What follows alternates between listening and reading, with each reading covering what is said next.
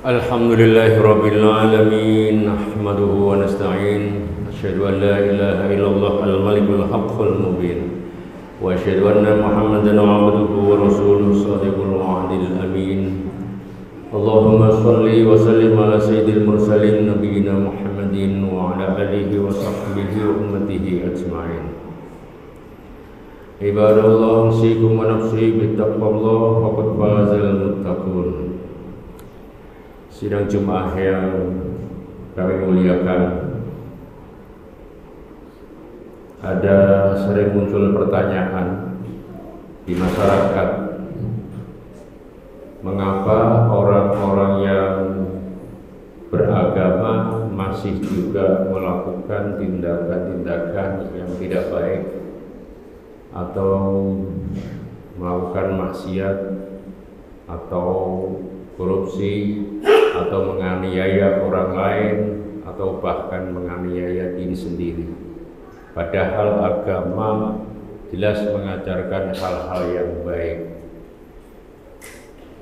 Banyak orang yang dilihatnya rajin sholatnya, ibadahnya, naik haji berkali-kali, umroh berkali-kali, tetapi juga diketahui melakukan korupsi, bahkan juga tidak sedikit orang yang dinilai beragama tetapi melakukan bunuh diri.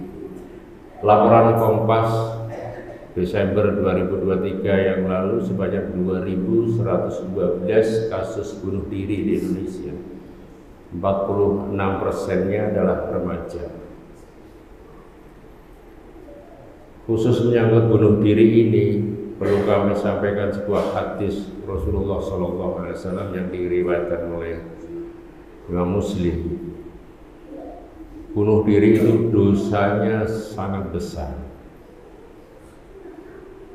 Rasulullah bersabda, "Man qatala nafsahu bihadidatin biyadihi yatawajja'u fi batnihi fi nari jahannam khalidan mukhalladan fiha abadan.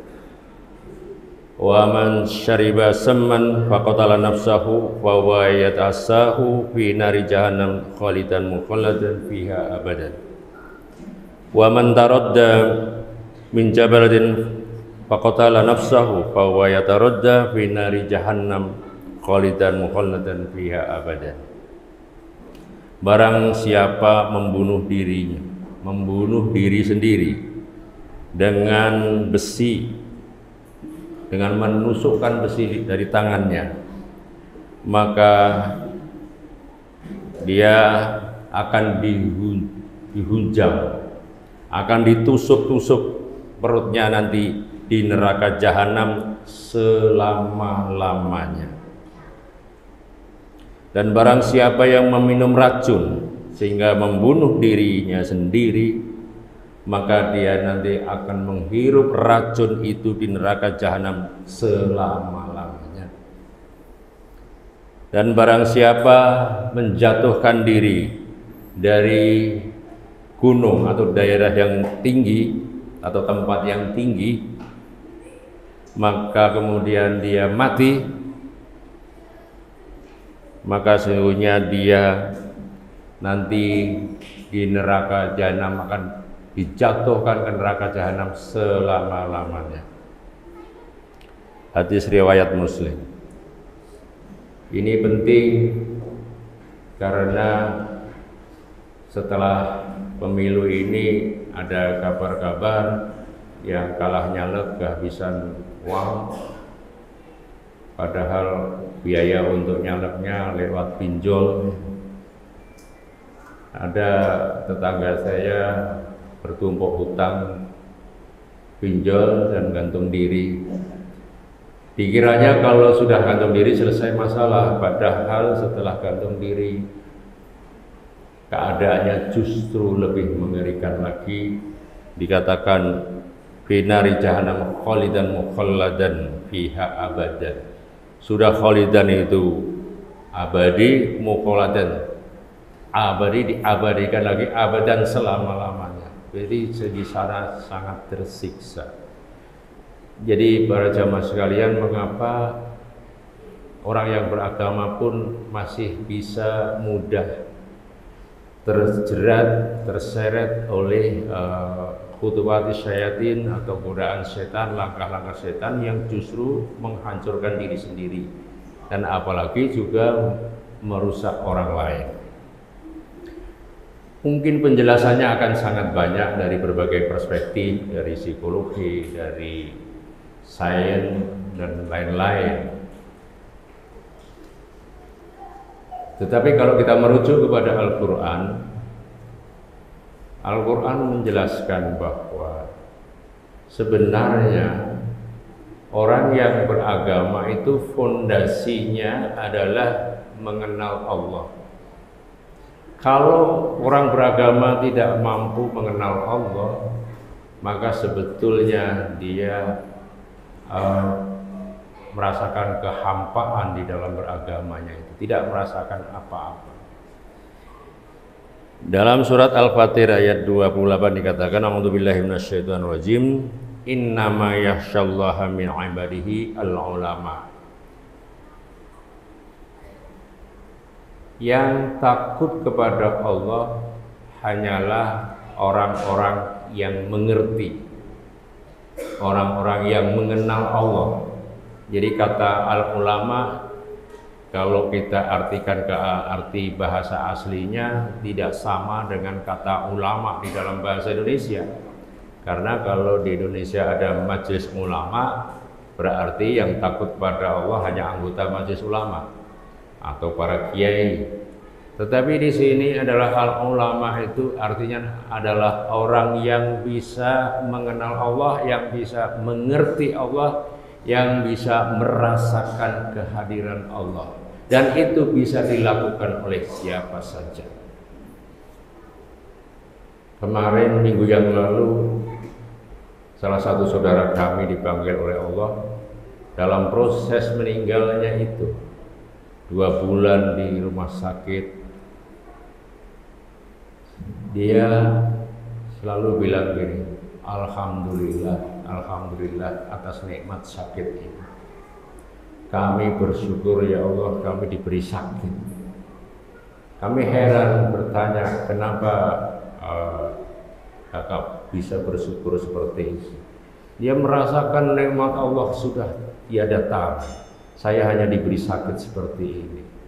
Dan kemudian di detik-detik terakhir napasnya selalu berbunyi Allah, Allah, Allah, alhamdulillah, alhamdulillah. Bagaimana mungkin orang yang sakitnya seperti itu, pendarahan terus-menerus, di kemo sampai 28 kali, yang orang lain melihatnya sudah sangat mengeri, semua sudut tangan kaki penuh dengan suntikan-suntikan, penuh dengan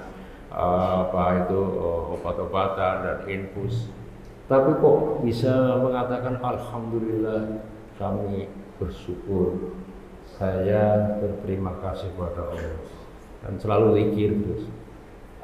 Karena ternyata beliaunya merasakan kehadiran Allah itu. Orang yang mengerti bahwa Allah itu ada dan merasakan kehadirannya. Mengenal Allah itu tidak mungkin kita bisa melihat seperti kita melihat benda-benda atau melihat orang. Karena Allah laisa kamitslihi syai'un, karena tidak akan sama dengan apapun. Tapi bagaimana kita mengenal Allah? Kita sederhana saja. Kalau kita menjelaskan bagaimana manisnya gula, bedanya dengan manisnya madu, dengan manisnya zat-zat yang lain yang juga dikatakan manis, tidak akan bisa dijelaskan. Yang bisa menjelaskan apa? Kita mencebur di situ, merasakan manisnya gula, merasakan manisnya madu. Tidak bisa dijelaskan, hanya bisa dirasakan. Jadi para jamaah sekalian, kalau kita bisa merasakan Allah itu hadir, maka kita akan benar-benar menikmati bahwa berada dengan Allah, di samping Allah, bersama Allah, itu nikmatnya luar biasa. Tanpa kita merasakan kehadiran Allah, sesungguhnya ketika kita sholat ya hanya sekedar syariat kita laksanakan saja. Tetapi kalau kita bisa merasakan setiap kata yang kita ucapkan, kita rasakan. Setiap apapun yang terjadi pada diri kita, kita rasakan. Misalnya, kita sedang ditimpa malapetaka. Kita tidak bisa menghindar, kita berusaha sudah semaksimal mungkin untuk menghindar. Tapi kita kemudian ingat Allahu Al-Qahhar. Allah itu maha memaksa. Siapapun yang akan menghalangi tidak akan bisa. La mani'a lima a'ta wa la mu'tiya lima mana. Jika Allah ingin memberi, tak satu orang pun bisa menghalangi. Sebaliknya, jika Allah menghalangi, tak satu pun yang bisa memberi. Jadi ketika kita merasakan Al-Qahhar, Al-Qahhar, tidak ada sesuatu hal apapun yang kita sedihkan. Ya ini kehendak Allah. Mungkin lewat orang lain yang menyakiti diri kita. Mungkin lewat bahkan keluarga kita, pasangan kita, suami istri kita. Tapi kita selalu merujukkan ke diri kepada Allah Subhanahu wa taala. Oleh karena itu para jemaah sekalian, marilah di dalam beragama ini coba kita rasakan betul kehadiran Allah itu. Allah Al-Latif, Allah yang maha lembut, Allah yang maha rahman, yang maha kasih, yang maha pemurah, Allah yang maha perkasa. Apapun yang terjadi, kita kembalikan pada Allah. Dan kalau kita sudah saatnya dipanggil oleh Allah, Allah memanggilnya, ya ayyatuhan nafsul mutmainnah irji'a ila rabbiki radiyatan mardiyah fadkhuli fi ibadi wadkhuli jannati. Wahai jiwa yang tenang, kembalilah kepada Tuhanmu, radiyah dengan rela, mardiyah dan diridhoi. Fadkhuli fi ibadi, masuklah kepada hamba-hambaku, bersama hamba-hambaku, dan masuklah ke surgaku. Hanya orang-orang yang mutmainnah lah yang dipanggil Allah dengan sedemikian indahnya. Tapi ketika mau mati, masih ingat hutangnya, masih ingat dendamnya dengan tetangga, masih merasakan kesakitan, nggak terima dengan sakitnya itu karena mungkin disakiti orang lain. Orang yang seperti ini belum mutmainnah, tidak bisa dia masuk ke surganya Allah Subhanahu wa taala. Barakallahu li wa lakum bil Qur'anil azim wa nafa'ani wa iyyakum minal ayati wa dzikril hakim. Aqulu qouli hadza fastaghfiru innahu huwal ghafurur rahim.